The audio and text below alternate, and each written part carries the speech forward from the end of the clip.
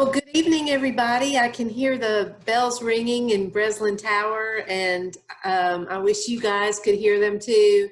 But that tells me it is 6 o'clock, and so I would love to get started. And I know we'll have some more people joining us.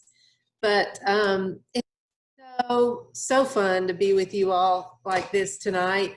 My name is Susan Askew. I am class of '86 of the college, and I am Associate Vice President for Alumni and Parent Programs. And in a normal year, we would be traveling around, having Sewanee Club events, and probably introducing our new Vice Chancellor around the country. And as everyone knows, this year is not like any other. And so we've been trying to have or be creative in ways to keep in touch with our alumni. And so instead of doing our travels by city, I thought it would be fun to try to have events by what you might have had in common at Sewanee. And so while we've had some class meetings and some full-on all alumni club events with different topics, I thought the choir alumni would be the best first one to try in this, this kind of scenario. So I know you guys have regular reunions, maybe every 5 years or maybe more often than that. But anyway, you guys are a tight group. And when I reached out to our choir director, Geoffrey Ward, he was all on board. And so I can't wait to hear from him tonight. But I just want to thank you guys for being here and taking the time to be to mark your calendars and take a little break to just reconnect with each other and with Sewanee too. So thank you. And so while you're here, I know we're here for our purpose to talk about the choir and things that are happening there that are exciting, but I just can't help myself. I'd love to give you just a quick update about things on campus. And so as you know, this is a wacky year, and we are 4 days away from wrapping up our fall semester during this COVID season. And that is pretty incredible. And given our location, we've been able to have some opportunities that a lot of colleges might not have. We're a little more isolated. We can maybe try to limit some of the activity a little more. We've been testing students weekly, and we've been testing employees, staff, and faculty, maybe not as often, but if you were directly interacting with students, you did get tested more often. But in all those tests, you guys, we've had fewer than 25 positive cases. I mean, it's pretty dang amazing. I know. I see. Yeah, it's been, and it has not been easy, I will say. I mean, the students have been so fantastic to adjust to a different kind of way of being a student here. And on the flip side, the staff and faculty have also risen to the occasion to figure out how to let the students be social and have fun and have new kinds of ways to be together. And the faculty of just who are not trained to teach in this way have just done an incredible job. And so of our, I'd say 1,700 students, when we announced that we were going to be in person, or you could have the option to study virtually, I was surprised at how many people decided to come in person because they knew about all these new restrictions and the rules. I mean, you guys, people cannot even go to Mont Eagle. I mean, that's kind of the deal. And the students, they're parents have not been able to make a single visit up here to see them since they dropped them off in August. So there's been a lot of sacrifices, and those were all in place. Knowing all those rules, we had about 35 students say, I'm just going to try to do something else. I'm going to take a gap year. I'm going to do a outward bound course or something like that. So 35, that is just, you know, almost nothing. And then fewer than 200 students decided to study not on campus and do remote learning from their home or somewhere else. So that means like 1,500 students were here. I mean, it was like a regular full campus. And so that was just such good news to know that so many students wanted to be here. They've had a great time being together. I'm sure they can't wait to see their families, but we've loved having them here. You walk around campus, there are 15 tents up, or maybe more than that, for outdoor classrooms that are fully equipped with remote learning for those who are studying not on campus. And they've had to be creative in the dining hall. They've set up some satellite dining and Cravens, and they've put the pub in action. And there's a little cafe, I guess you call it, in the library for you older grads, which is so awesome to think about. But that's now part of the deal in Sterling. So the students have you know, had to adjust a little bit to all the different food options. But overall, you guys, I think it's been a wonderful semester, and it's such a good feeling to be able to report to you in a positive way about how all that has gone. And I just have a few more things I want to talk about.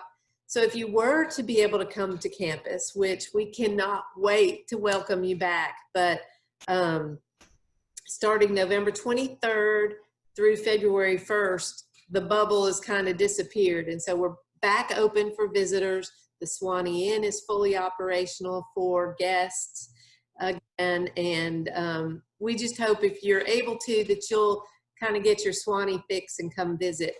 But if you do come visit, you will see two new projects that have been completed. But the University Bookstore has moved to downtown, we call it downtown Sewanee, and it's next to the post office, if you guys remember where that is. But it's a way to, it's beautiful, it's awesome, and it's a way to kind of reinvigorate activity downtown. And they have a shuttle that'll take students down there. And so I hope you'll visit that when you come visit. But in the meantime, while that has moved, its old site where the bookstore was is now the University Wellness Commons. And that opened to students this fall, only students. So it has all the wellness offices, as far as nurses and psychiatrists and all those, the health clinic there. But it also has like a satellite fitness center. So the Fowler Center is awesome, but it was built 20 years ago or 25 years ago for a student population that was much smaller than it is now. And so to have this satellite workout facility is awesome, to be right in central campus. And if you're not an athlete and you didn't want to go to Fowler, you've got this other option with all these equipment set up there, and also classes like Pilates and yoga and biking, spin classes, and also housed in the Sewanee outing program. And what I love about it is there's just like got windows on the front, and you can see all this activity, and it just sort of shows our dedication to health and wellness, to be right there in center of campus. And there is a mini bookstore there, so that if you can't go downtown, it's easy to go grab your blue book or a snack or some type of like aspirin or toiletries and things that you might need and can't make it all the way downtown in time to get back to class for something. So so those are two of the latest additions to campus. And then the main new addition to campus is our new Vice Chancellor. And so Reuben Brigady is our 17th Vice Chancellor. He had to move his start date up a little early due to all this COVID, since there were going to be a lot of decisions to make. And we really thought he should be able to weigh in on all those. So he came a little earlier than expected, and we celebrated John McCardle as best we could. And so our new Vice Chancellor has just hit the ground running, and I just feel like he is the right guy at the right time. I mean, he is, he's taken total command of this situation and gotten us through, and I just can't wait for him to experience our whole Sewanee EQB, I guess, for lack of a better way to say it, in real life. And that's to me has been the sad part, is that we have not gotten to sort of show him off, but also show you guys off, because we keep telling him about our great alums and how loyal you guys are and supportive and really just, I think, unique in the world of higher education. And so I just can't wait until we can do that. There's so much more I could talk about, but we're not here for that. We're here to hear from Dr. Ward, and just for you guys to kind of be together and get updates on what's happening in our whole world of the university choir. And what we're going to do is I'm going to introduce him, and then he's going to kind of just give you a little bit of an update and summary. And then he said it is okay if we just open it up to questions. So it's not like we fed him any questions. He says it's okay. He's not afraid of what you might ask. So I can't wait for us to get started. So many of you know that Dr. Ward came here after Robbie Delkamp had served like 40 years, 4 decades. Amazing, just totally amazing. And so he stepped in and had big shoes to fill, and he's just been a great addition to campus and to this program. He's from Canada, but he's now a US citizen, I know. But he got his degree in trumpet performance, which I did not know, and education, and he got his master's of music from the Arizona State University, his PhD in organ performance and church music from the University of Kansas. There's so much more that makes him very, very qualified, but that's the main background. He's also on the faculty here, in addition to being our organist and choir master. And what I love from what I've seen is he has taken the choir and maybe, I don't know how to really say this, but he has made it like an athletics team. I mean, the choir is a team, really, and he just treats them like that. He recruits for the choir through the office. It's just awesome, and he's brought some new programs that I hope he'll talk about, like a summer choir institute, and I know maybe spring break trips aren't new, but he's really reinvigorated a lot of activity into the choir. And I know that he's invited a couple of the current choir members with us tonight, and there might be some surprises. So can I turn it over to you, Geoffrey Ward? Thank you. Good evening, everyone. Thank you for being here and for sharing your time with us and with me this evening. I do want to say that I've had the privilege of getting to know Robbie Del Camp since my time here. And for those of you that worked with him, you're not going to believe that he is slowly mastering the art of texting with a cell phone. So if you know him at all, that's pretty amazing. In fact, we texted a couple weeks ago, so I owe him a phone call, but he's been very intrigued about what we've been doing here musically. So again, welcome everyone. It's great to have you all here. We do have at least a handful of our current choristers here, including our president and vice president, secretary, soprano section lead, and one of our freshman sopranos. So we'll introduce them in just a moment. So I want to start, I need to talk to you about this fall because it's just been unbelievable. And we didn't quite know how this was all going to work, but I'll just give you some of the stats. So we started with close to 60 choristers, including over 20 freshmen.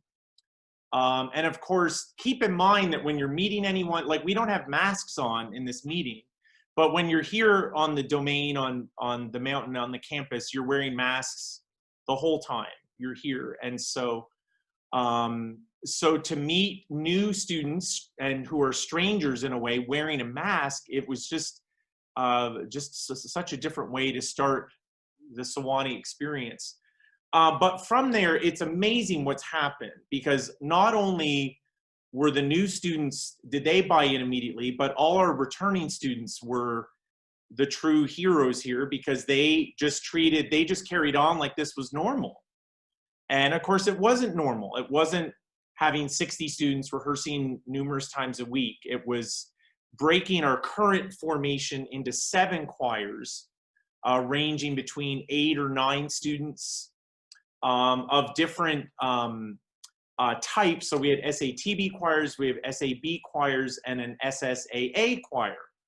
And so just getting all that planned and organized was unbelievable. But it was so much fun because it was so different from what we had done before. I do need to mention that in the middle of July, we were prepared to have choirs of 14 or 15.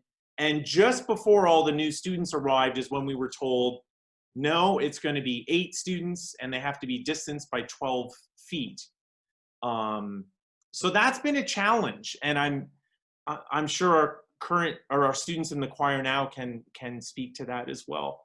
And so that's been kind of our reality for this year. So if you're a former student, if you're an alum, you're used to singing 13 Sunday morning services, 3 or 4 even songs, rehearsing multiple times a week. And this change meant that you were not singing as often or maybe with, all of your friends that you would normally sing with. So we were very diligent in trying to set the choirs up in a way that, that there was a healthy mix of different classes represented and then also levels of experience that way. So I'm happy to talk in more detail about that as we get going, or if you have any questions, please let me know. One of the things I've been doing is tracking what other schools have been doing, what other churches have been doing, what other countries have been doing with COVID. And it's been, at the end of the day, I am just so thankful that we've been able to do what we've been able to do. And that the students here, I mean, it's literally 1,600 tests weekly, and there's maybe 1 positive test or a couple tests, or if there's 3, there's great concern. And so, we kind of carry on from there. So yeah, that's been really a pretty amazing thing. And I can't believe here we are November the 16th, still here on the campus and getting ready to wrap up the semester, at least as far as classes. Exams will follow on the other side of Thanksgiving. and the semester will be officially complete on the 8th of December. One thing you're all probably, excuse me, curious about is lessons and carols. And so in June, we had an idea of, well, is there something we could do? Anything? What can we do? Do we even know if we can sing yet? Or do we need to find video footage from past services? So early on, we were really brainstorming about ideas and ways of doing a presentation that would be, something for people to have. And as I like to say, one of the very first staff meetings I was at, Dr. McCardle and Jay Fisher talked about lessons and carols being the signature event of Sewanee more than anything. And of course, I'm sitting there, and I did know that, but when you hear the Vice Chancellor say it to everyone in the room, and you're following Robbie Delcamp, a little chill went up and down my spine. But so having said that, isn't that awesome to be at a place where, yes, it is the signature event? And so what we have done and what we're going to be releasing is kind of, it's not the full Lessons and Carols experience, because how can you get the full Lessons and Carols experience on a screen? You can't. You can try, but it's really what we've done. We've been able to put a recording together that is highlighted all the different ensembles that we've used this fall. And so it features all the different singers who are in the choir this semester. So essentially, we're going to have a number of the traditional readings that you would normally hear interspersed with choral selections. And so each one of our 7 choirs had a piece that they learned and memorized and was recorded about a week ago. We did a couple of recording sessions last Monday and Tuesday from 4 p.m. till midnight. And it went very well. But that, again, something completely new and different. One of the ways we honored our seniors this year was to have a piece that would feature only the senior members of the choir. And that was quite emotional as well. So I believe, yeah, the date has been publicized. I saw it earlier today, but there's going to be a release on, I believe it's the first Sunday of December in the evening, so around the same time that you would normally come to Sewanee to experience Lessons and Carols. There will be more information going out about that later, and I'm sure Susan's going to be involved with that as well. So, but that's all I know about that for now. But the video, as we sit here and have this meeting tonight, is being edited. I was in touch with the videographer earlier today, and we were listening to some tracks today to do some editing as well. So, so there will be a service. You'll be getting it virtually, and I'm very impressed with the camera work and a lot of the videos that were taken last week, including a whole lot of fog. The Sewanee fog made a triumphant return on Wednesday and Thursday, which were supposed to be days that they were going to shoot outside and do readings outside, which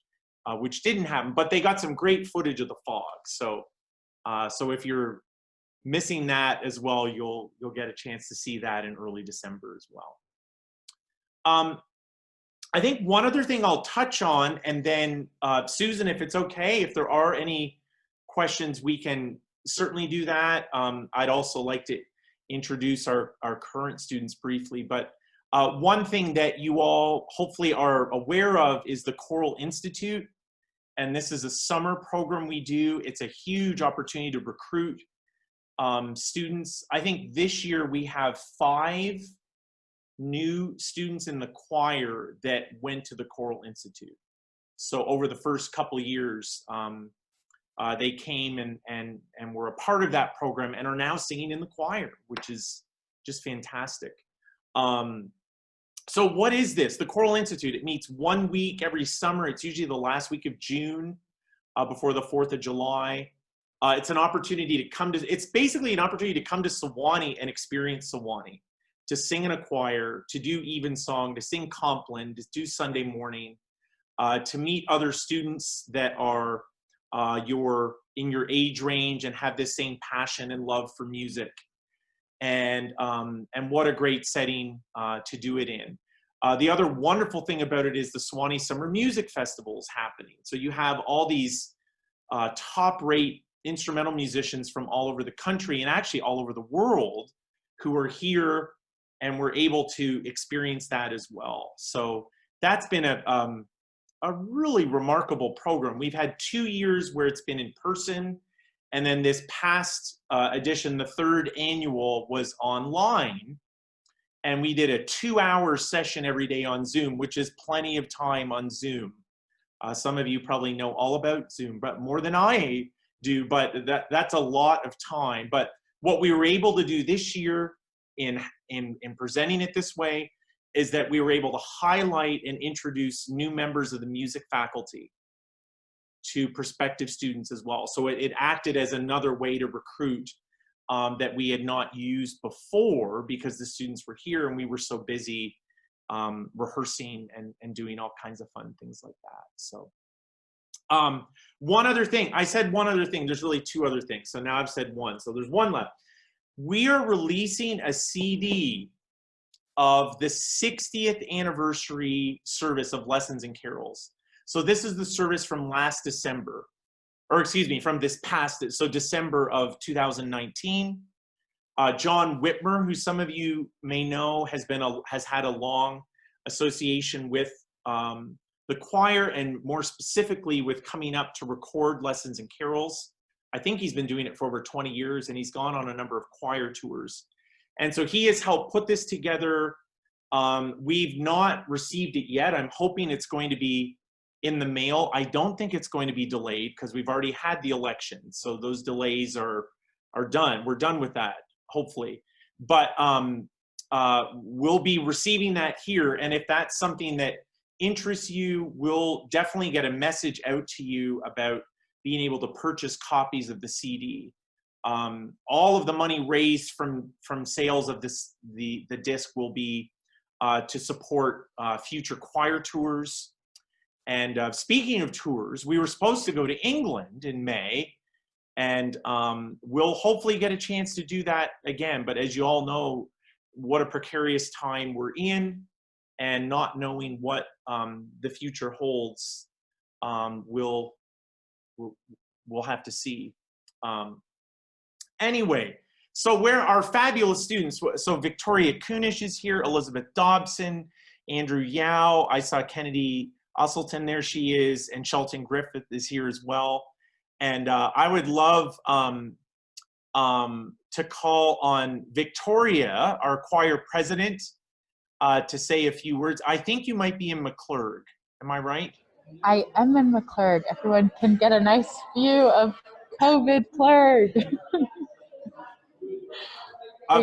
Victoria is a senior from New Jersey, and she, I recruited her to come here, and I give my famous story with Victoria is that she called me on the 30th of April, and I was at the Sewanee Inn with my infant son and my wife, and we had this beautiful view of the golf course and just kind of taking it all in. And she wanted to make sure that everything I said was legit, I think. But she was just making sure that, you know, she knew what she was signing up for. But she's been amazing.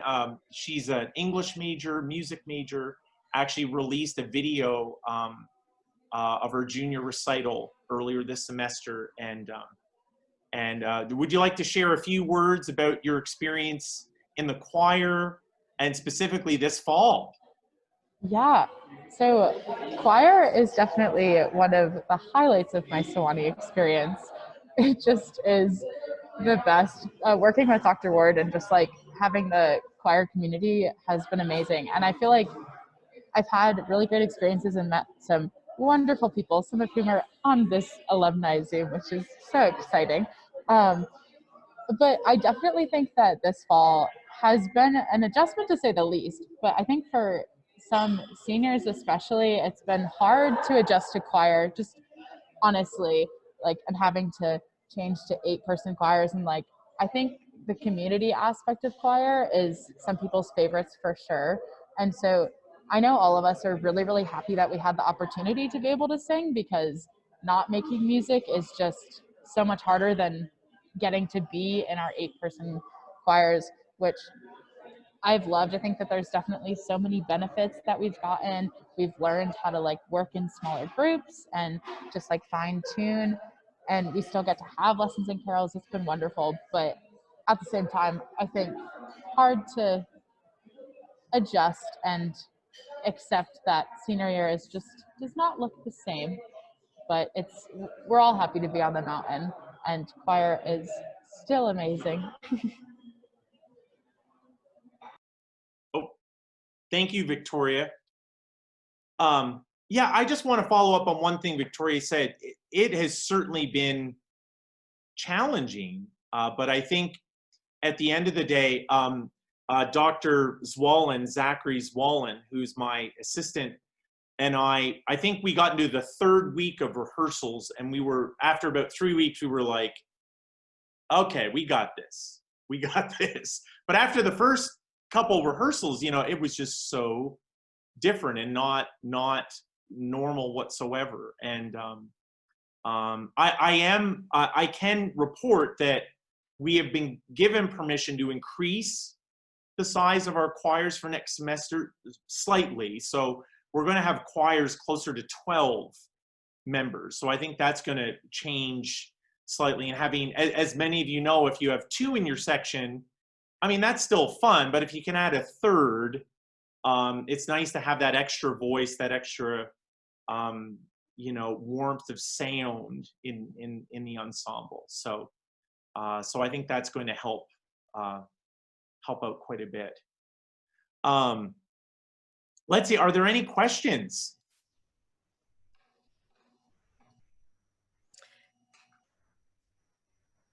You guys don't be shy.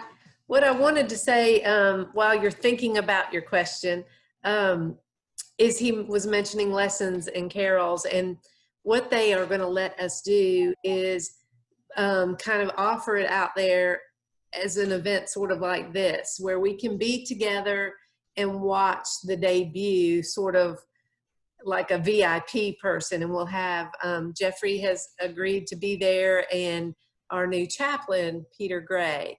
And so we'll kind of get a little behind the scenes look at the debut, and then it'll be offered to everybody. So be on the lookout for an invitation to watch the lessons and carols service this year kind of together. It'll be fun.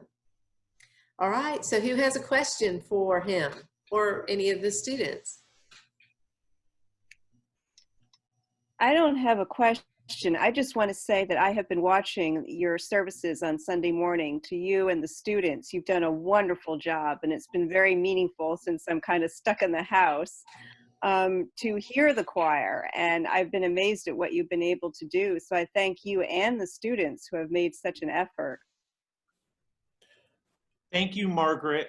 I can say the live stream is another piece that was, I didn't know, I knew we had the capability, I just didn't know how readily available it was. And thankfully, the new chaplain, Reverend Peter Gray, was very keen on using that as a resource. And for this very reason, Margaret, that, we're able to share what we're doing.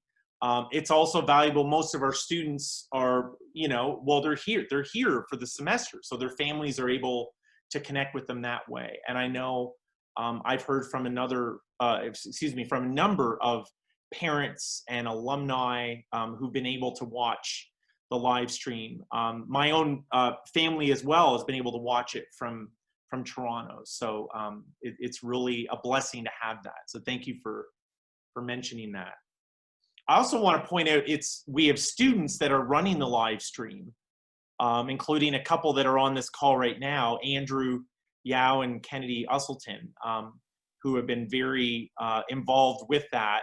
They had no idea in August when they were coming back that that was going to be part of their experience here, but they've just been amazing. So thank you for bringing that up. Geoffrey, this is Sam Moss. I started to say predeceased. I was here even before Robbie Delakamp. I was in the choir under Joe Running back in the 60s, and I just want to congratulate you on what you've been able to accomplish. I'm the dean at a boarding school, and the adjustments we've had to make with our entire music program, including our lessons and carols, are very similar to the challenges you have faced. And it sounds as if you've just accomplished some really wonderful things under these extraordinarily difficult circumstances. So I'm very excited for you and the choir members that the choir is alive and well, even in the pandemic. That's quite an accomplishment. Thank you, Sam. One thing I'll say related to that is that there are still a number of places in this country or in other parts of the world where there's not much singing or any singing. So the fact that we're able to do that is wonderful. I will also say that this, I've not been able to figure this out, but I don't know if it's still happening now because of the current restrictions that have been come into play and have been enforced in England. But about a month ago, a lot of their choirs were singing with no masks and no distance.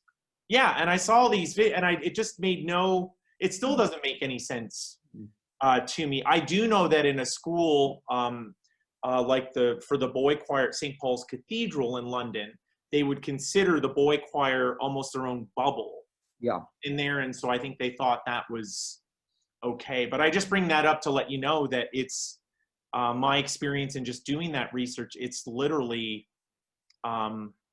it just kind of depends on where you are in the world. Yeah. But getting back to what you said, having opportunities to do this, having the students still being actively involved in the worship life of All Saints Chapel, actively involved in being part of this community is very special, and we're very fortunate to have had this semester.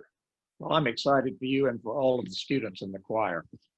This is just great news from the mountain. Thank you. And I look forward to lessons and carols. Yeah. Dr. Ward, students sing in masks. Are there masks that are better for singing than other masks? I've read that there are, and I've read that it really doesn't make a difference. But what is your take on that? And has the university invested in special singing masks for the choir?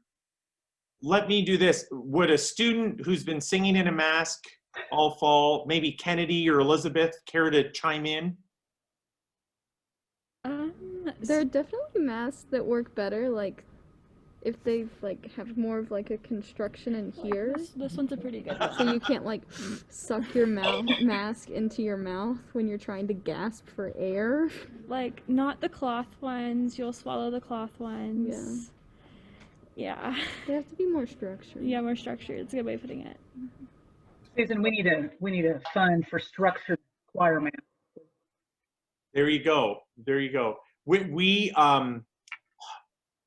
in the summer, before the students came back, there was a mask that some of you may have seen. It was called the Singer's Mask or the Broadway Singer's Mask or something like that. And it was basically, it almost looked like you had a duck bill here, and it came out and it worked quite well. And in fact, our voice faculty and we all tried them. And one of our faculty, Eric Gustafson, he sung here in August, and he used it for that. But I think it's really a personal preference, and how it feels. Because the Singer's Mask, it was really wonderful in terms of space, so you didn't feel like you were going to swallow the mask as you're breathing. But there were parts of it that were just very uncomfortable to wear. So to have to wear it for a long period of time would certainly be challenging. But Susan, are you singing at your church masked or? No, we have not. Oh, I thought he was talking to me, Susan. Oh, probably was. Um, my church is not singing yet. We're doing recorded lessons and carols. But no, we're not singing. Right. Sorry, I'm glad. ask you. Are you a singer? Is that what you were? Yes. That was news to me too. I've known her for 30 years. I was so surprised. No.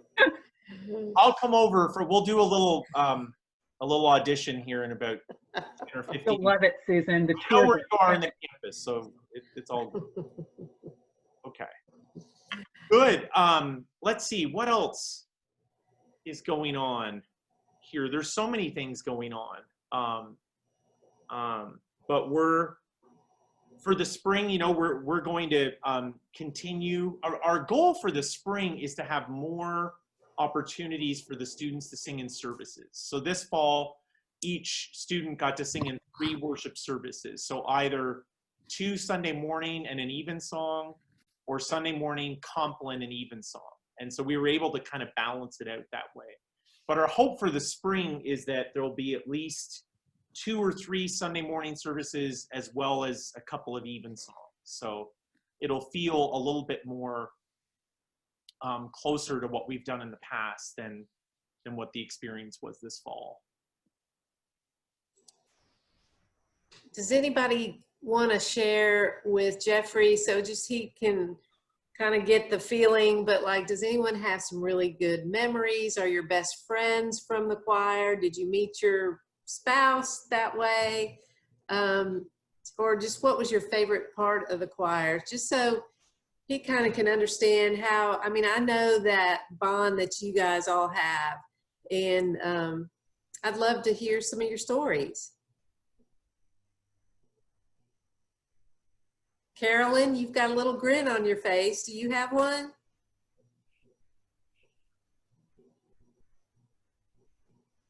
Oh, you know, I would say just such fond memories, not only of, you know, the singing, just that sense of singing in community.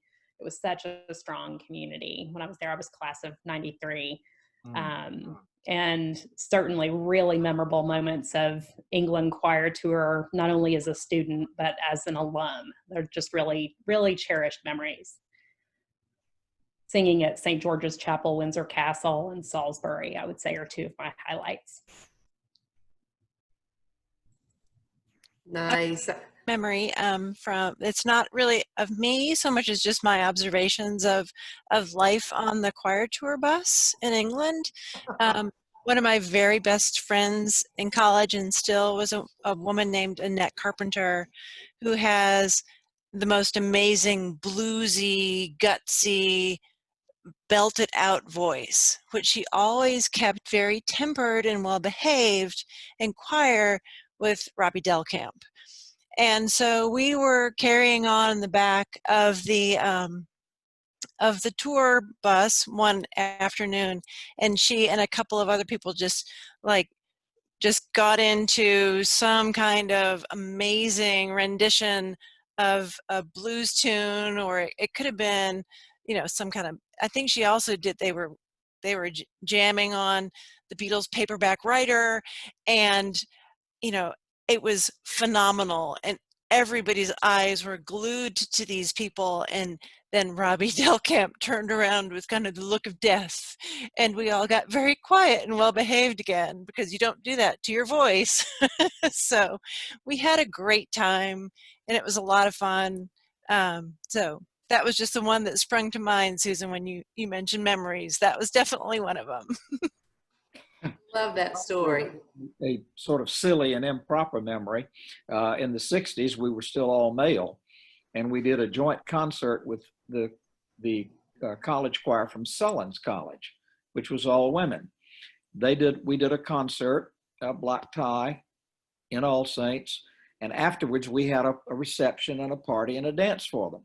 And then at midnight, they got on their Greyhound bus to head back to Sullins. And for some reason, 3 of my friends and I decided it would be a great idea to follow them. And we passed the bus, and we got there before they did. And when they arrived, we were sitting on the front porch waiting to greet them.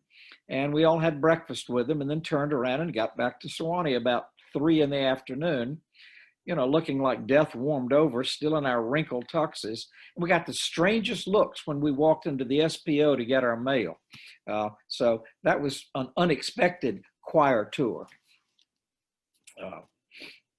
The thing I most enjoyed, I think, about the choir, though, was that it put me in close friendships with a number of people that I wouldn't have known otherwise, that didn't live in my dorm, or we weren't in the same fraternity, or and I really enjoyed those friendships. And those are some of the people that I most enjoy seeing at reunions. And I've already had my 55th, so I'm exornati now, which I think means approaching death. But we are still in close touch from all of our choir experiences together. I hope you guys, who are 50 or 60 years younger than I am, will feel the same way. I have to break in there, Sam. That makes so much sense, and I'm so happy you said it, because you mimic exactly my feelings of the whole experience being at Sewanee, and then also being a member of that fantastic choir. And I say that fantastic choir because it's still going on. The tradition, it makes me happy to know the tradition is still going on. And I'm upset that I have not heard you guys. I'm a singing professional myself, so it's hard to do Sunday service and then jump onto another service. So, but I'm definitely gonna get online. I hate to interrupt the conversation, but I just have to congratulate the students, because I'm not sure, I would have loved that opportunity. And I'm so happy that you guys are embracing the resilience of being in a smaller group, because you're right, so many of the imperfections start coming out, and you really get to see, you know, the metal that you're made with as far as a singer. So it's a really beautiful challenge that you've got going on, and I'm just happy that you've embraced it and not, you know, cowered away, because you're doing a beautiful service for people. You're taking care of people, which is what a wonderful ministry that is. And we talk about funny Sewanee stories. I mean, choir stories. They just go on and on, from the tours all over the country. Oh my God, we had crazy trips in Colorado. I'll never forget some of the places we stayed and people we stayed with, the strangers that embraced us but allowed us in their homes. What a craziness that was.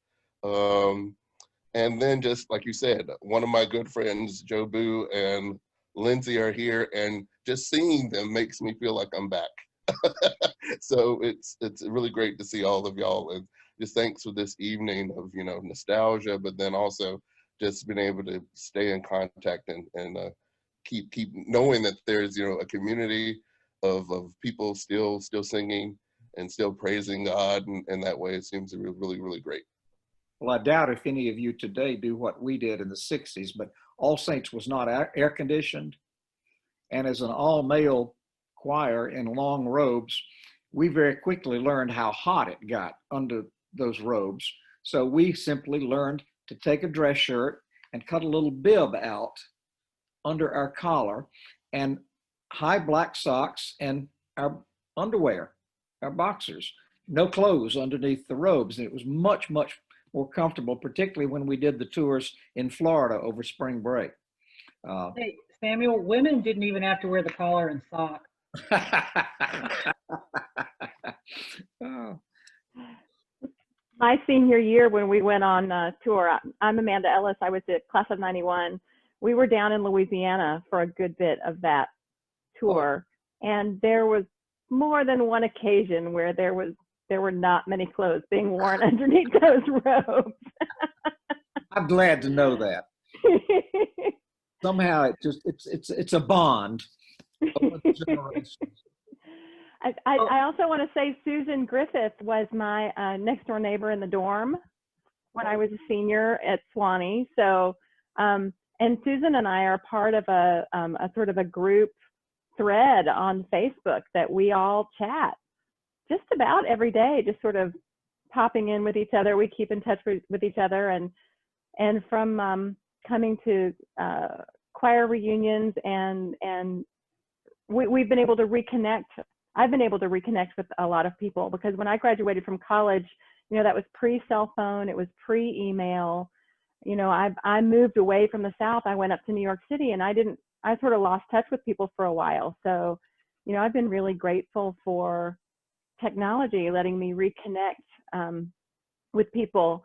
So Susan was actually our next door neighbor in the dorm. We were in Hunter, and we would sit out in the hallway at night, talking with each other. And I actually was in a suite that we were the only tri-sorority suite on campus.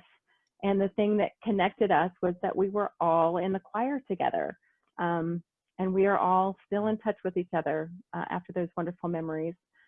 I also want to share that I grew up going to church camp in the Diocese of Mississippi, and Peter Gray was one of my campers when I was a counselor. So I was really, his family are friends with my family, and so I was just so thrilled to hear that he is now at Sewanee. It's just so nice to imagine him there with the community with y'all. So it's good to see everybody. I think one of my favorite memories, I am class of 2014, so I was a very recent alum when we all got together for Robbie's big send-off, which was so much fun to be back on the mountain, to be singing with choir friends, new and old. And I think, you know, it was, I will never forget that experience. And I'm hoping, I never got to go on a choir tour when I was in choir for various extenuating circumstances. So it's my dream to one day join as an alum. But I think my funniest story was my senior year when I was vice president of the choir. And it's now known as the time I tried to assassinate the president of the choir on William knows. When I was, it was on Palm Sunday, and we were outside doing the Palm Sunday procession. Of course, I had the choir banner, you know, and as we were walking, I tripped over a root and almost, and I did drop it, not all the way to the ground, but before I could catch it, it crashed into the choir president's head. And thankfully, she was not concussed and all was well, but it was also in front of a lot of people. So, but that was a lot of fun. And I miss choir so much. I'm in graduate school now I've done 2 years of divinity school, and now I'm doing 2 years of counseling school to become a licensed counselor. And I miss the camaraderie and just like spiritual nourishment that comes from choir and from singing with a group. And so it warms my heart to be here.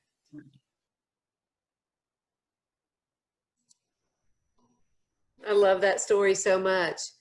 So Geoffrey, I know I'm watching the clock, so I want to be respectful of everyone's time, but I know you have a few students here.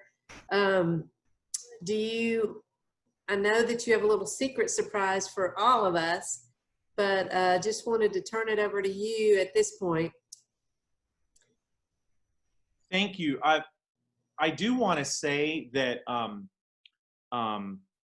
the most amazing thing about this semester is that probably the best singing we heard all semester was last week when we were recording for lessons in carols. So it was kind of this goal that we had, each choir having their piece that they had to record and do in this professional recording session. And it just was so wonderful. It just warms my heart to think about it, because everyone really just brought so much energy and enthusiasm to that. And even the groups that were recording at 10:30 or 11 at night just brought it. I mean, it was really pretty astounding, actually, to think about it in some detail. So, okay, let's see. I brought a couple of things, but actually know how much time we have, but I wanted to share, hold on, let me find it here.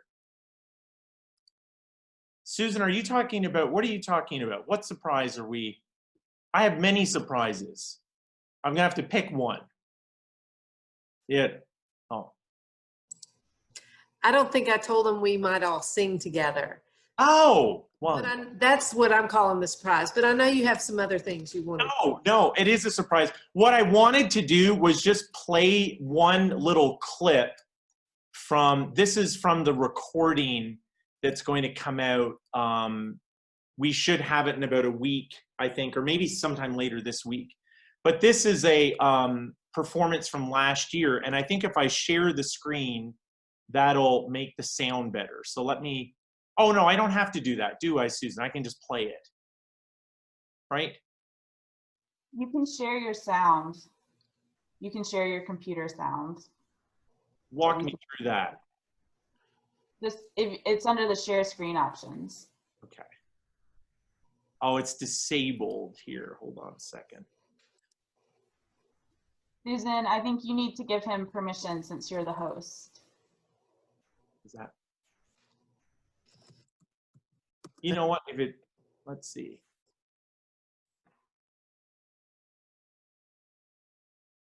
I guess okay,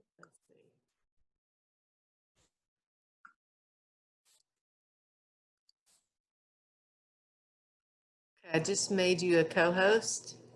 Uh-oh. Okay, here we go. All right, so desktop, share. Woohoo! Okay, so here we go. This is track 13. I'm just gonna play a little clip of this and a little clip of something else just as a little teaser for this recording. This again is from last December, 2019.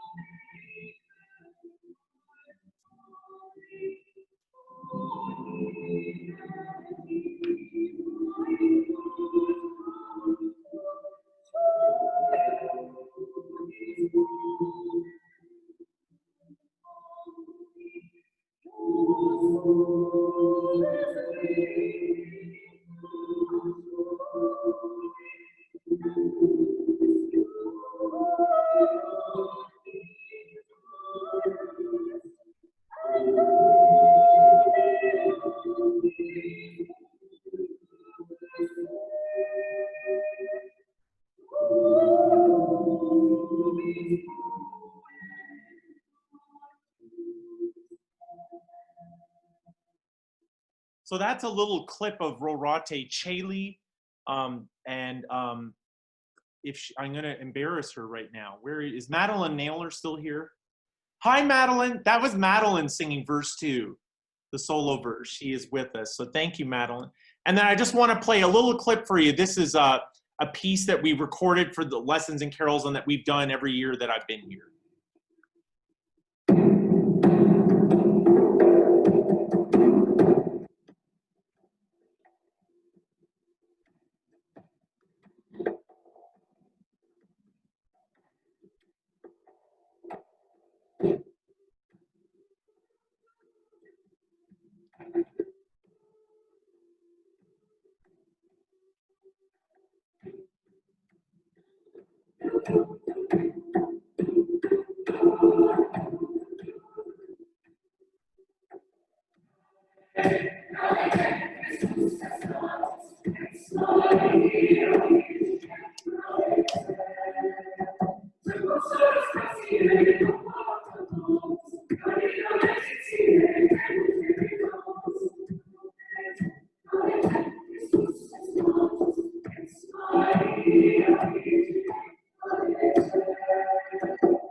And there's your little teaser for not only the CD, but also for the recorded service. This is actually the piece that the seniors recorded for this year. So it was just electric last week. So I think we have time. We've gone over at 7:01, but can you all see that? You probably all know it from memory, I'm sure. And we're going to attempt to sing this, heavy emphasis on attempt, because singing on Zoom is very challenging, shall we say. But why not? Why not? Let's go for it. So I'm going to give you a pitch. Here's a G.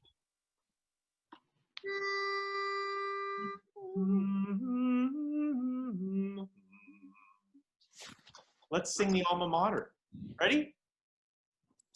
2. Unmute everybody. Oh, thank you, Susan. Susan, you're muted now. Susan's still muted. Yeah, why are you muted? Okay, here's the pitch again. Hum your pitch. Oh, how this is gonna work. Okay, here we go. Ready? 2, 3. Alma Mater, honey. Let's do My glorious mother ever be. I will give my offering. God bless thee to eternity. Thou canst make me worth the while. Oh, guide and shelter me, and all my life through storm and strife, my soul thou be. Thank you. A little rough. Now, look, we are, I mean, it is not going to be that much longer till we're back and able to be together. And we are certainly overdue for an alumni, a big alumni experience for the choir. And also, in lieu of what's happened in the last several months, having other touring opportunities available for alums, including going to England again. So, so just stay tuned about all that. It'll be here hopefully sooner than we realize. But I do want to thank Susan again for hosting the meeting tonight, for inviting me to come. We need to do this again hopefully in the spring, and we'll have more news to share at that time. Thank you all. Please reach out if you have any further questions, and we'll love to hear from you. And I'll turn the meeting back over to Susan. Awesome. Well, I just want to thank you all for taking the time to be here and for sharing your stories. That was so much fun. And I also want to just thank Geoffrey Ward so much. When I asked him about the idea, he just didn't even hesitate. He wanted to be with you all tonight. And so thank you guys, and I hope you have a wonderful holiday season if we can't be together before then. But just know we miss you. We cannot wait to be together back here on the mountain. So thank you guys so much. Thanks, Susan. Same to you. Happy Thanksgiving to everybody. Thank you, everybody.